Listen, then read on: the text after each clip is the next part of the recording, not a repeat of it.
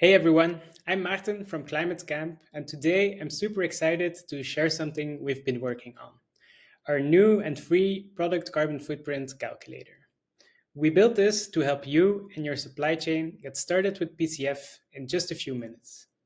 What started out as a wild idea by one of our team members quickly developed into a full-fledged prototype, and now it is live and ready for you to use. With just a few inputs like materials, transportation methods, energy use, you can get an estimated carbon footprint. It's a great way to start measuring the impact of your own products, but even more importantly, it helps you share that PCF data with your customer, which is becoming increasingly necessary for Scope 3 reduction. If your customers are aligned with SBTi or CSRD, providing product carbon footprint data will not only help their Scope 3 reporting, but it will also boost your standing as a supplier. So let me walk you through how it works. But keep in mind, this tool is merely an estimation.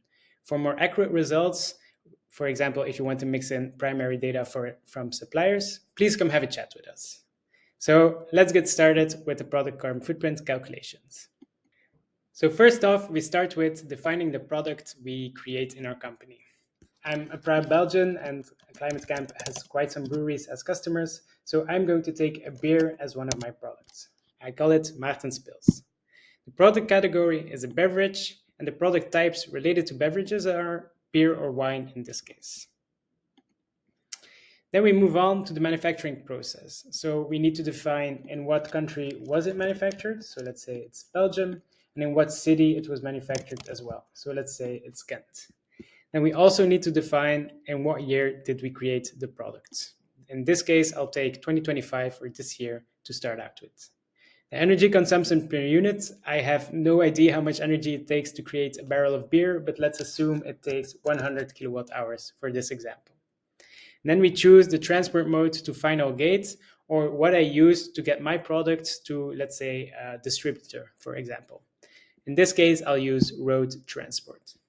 We then move on to the next step, which is raw material acquisition and distribution. What did I use to create my products? There's a lot of things that go into making good beer. I'll not list all of them, but I'll list a few just for this example. So on one hand, we need malt. The material category is also malts. This is the description as close to a category you can think of. So our AI can use this to map it to the most relevant category. The weight, let's assume for sake of simplicity that it takes 100 kilograms to create one barrel, and that the malt comes from Belgium in Antwerp, because I know there are some malting companies there. And we will also give the transport mode, so the malt was transported by rail from Antwerp to Ghent. If you want to share it with us, it's also nice to share your supplier name, because then we can contact them to ask them if they already have primary or PCF data available. But in this case, let's say it is Boortmalt who supplies us with the malt. Let's call save.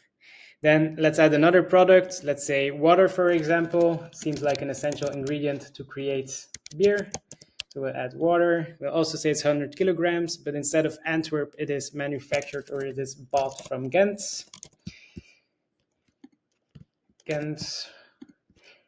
And the transport mode is road transport. The supplier name in this case is, for example, Faris. So we have our two raw materials which are used to create Maarten's Pils.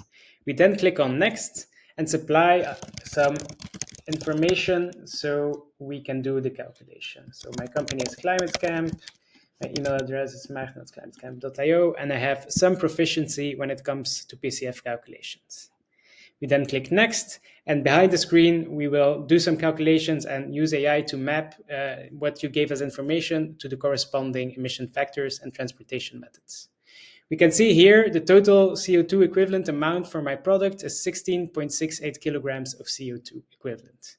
We also give a data quality rating. So depending on the granularity of the data you provided to us, as well as our ability to map it to corresponding calculation methods and emission factors, we'll give a certain data quality rating.